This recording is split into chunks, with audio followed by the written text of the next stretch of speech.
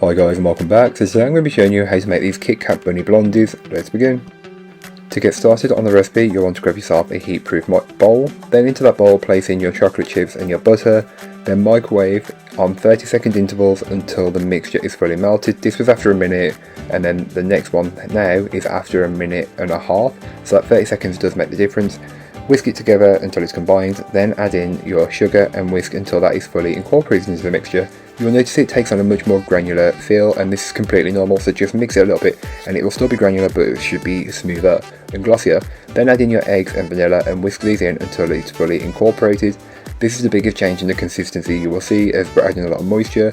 Don't forget to add in your malt powder and just mix that in until it's fully incorporated. I find if you add it in now, it works in better and the flavour's better, but if you add it with a dry, that's not too much of an issue. Now you can add in the dry ingredients and the chocolate chips and just mix these in until they're fully incorporated.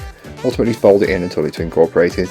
Then, once you've got it looking like this, stop mixing as you don't want to overmix the batter.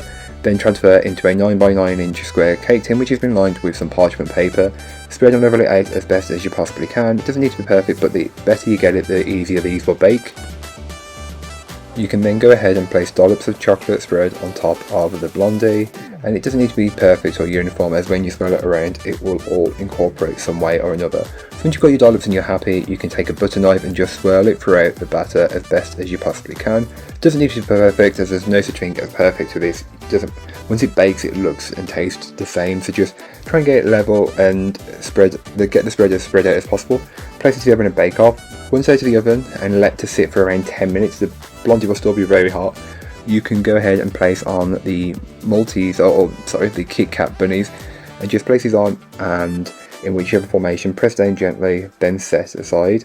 If you wanted to, as an optional finish, you can add on some chocolate chips. There's a lot of chocolate already in this, so if you don't want to, I completely get it. But if you want to, go ahead, knock yourself out. Then let these chill completely. I like to leave mine to cool down to room temperature, then chill in the fridge overnight, wrapping with some cling film.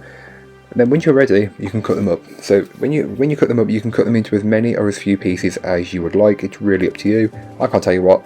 I went with 9, but feel free to go with 8 or 16 or however many portions you want. These are very sweet and will go down very well, so I recommend giving half a portion. Then if somebody wants more, they can have more. So I just cut mine into 8. Sorry, I didn't cut mine into 9. And yeah, you're good to go. It's really up to you.